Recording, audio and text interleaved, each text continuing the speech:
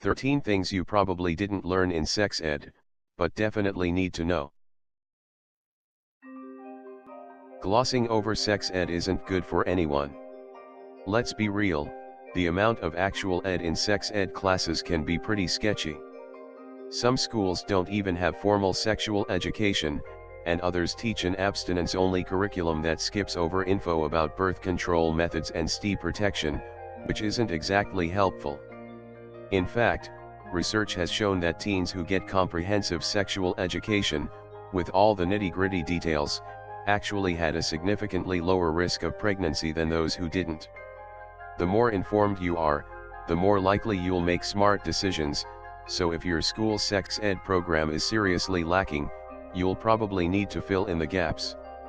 It's really important for teens to take control of their own sex ed, because you can never assume what you're getting is comprehensive sexual education, says Judith Sims-Sendin, MD, a board-certified gynecologist specializing in pediatric and adolescent gynecology at the Arnold Palmer Hospital in Orlando. Here are a few things you need to know, even if you're nowhere near feeling ready to do the deed. 1. It's normal to be interested in sex, or not. You're not weird if you're into it before your friends are, or if you literally could not care less about it. You decide when you want to be sexually active, Dr. Sims-Sendin says. Not your partner. Not your crew. You. 2. Sex isn't just sex. In other words, it's not just vaginal intercourse. Sexual activity includes just about any kind of intimate contact. That could be kissing on the lips, touching intimate parts of the body with the hands, mouth, or penis, or vaginal or anal penetration, says Sarah Yamaguchi, MD, an OB/GYN at Good Samaritan Hospital in Los Angeles, CA.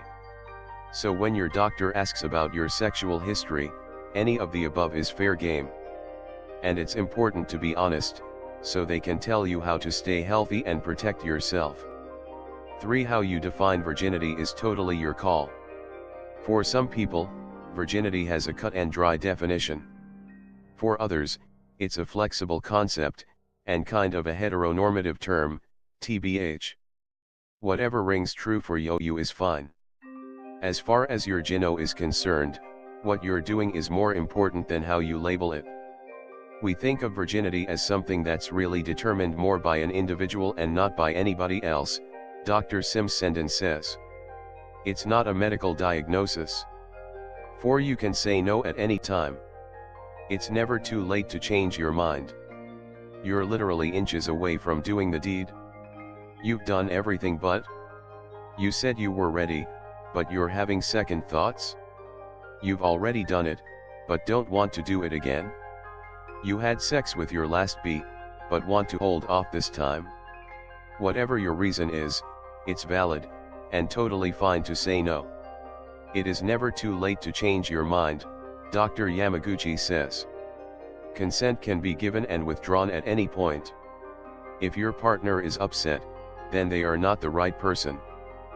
5. The pill may not be the best BC for you. The pill is 99% effective against pregnancy if you use it perfectly, but most people don't. Under normal circumstances, it's actually closer to 91% effective, which sounds solid until you do the math and realize, OMG, that means around 1 in 10 pill users get prego each year.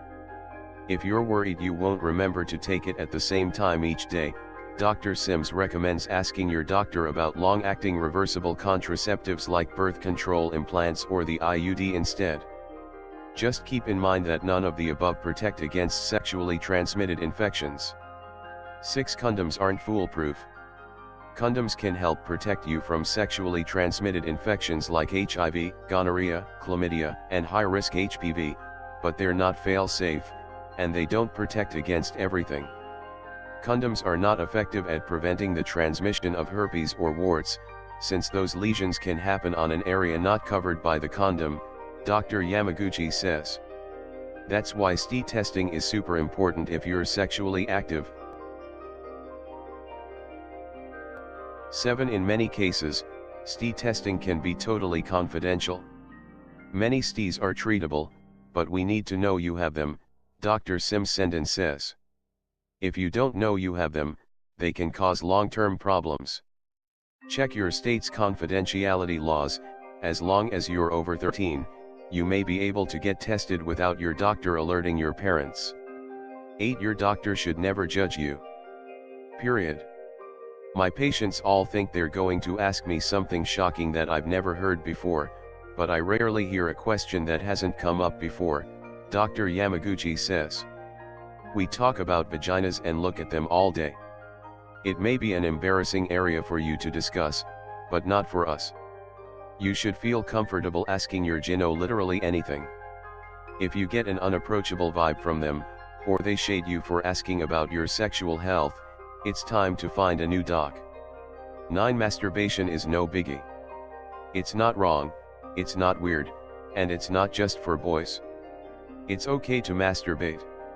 Dr. Simsenden says.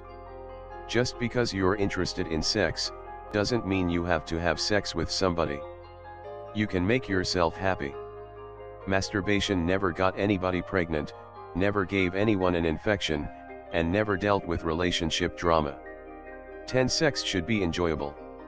If you are sexually active, it should be something you're doing for you, not just to make your partner happy. And while it's totally okay if you don't have an orgasm, it can take a while to figure out what works for you. It should at least be something you look forward to.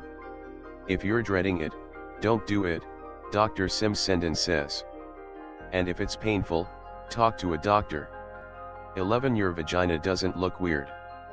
We've said this before, but you can seriously stop stressing about what your vag looks like. Everybody's so different down there, Dr. Simsenden says. It's a wide variety. And you're normal. 12. Porn isn't sex ed. Internet porn may seem like an easy way to get a lot of questions answered at once, sort of like a super NSFW video tutorial, but it's not exactly known for being realistic. Porn is as accurate about sex education as action movies are accurate about the real world, Dr. Yamaguchi says. Still, the internet can be a helpful resource for questions you're too embarrassed to ask anyone else, as long as you stick to reputable sites like Planned Parenthood or Bedsider. Or just talk to your gyno. Did we mention they're really not judging? 13. Sex ed should be inclusive. Even if your school has a sex ed program, it's likely geared towards straight, cisgender teens, and if that's not how you identify, you may feel like you're not getting the info you need. If that's the case, it can be super helpful to find an LGBTQ-friendly doc who can answer any questions you still have. The bottom line is, go to a gynecologist you're comfortable with, Dr. Simsenden says. If your doc seems clueless about LGBTQ and issues, look for a new one.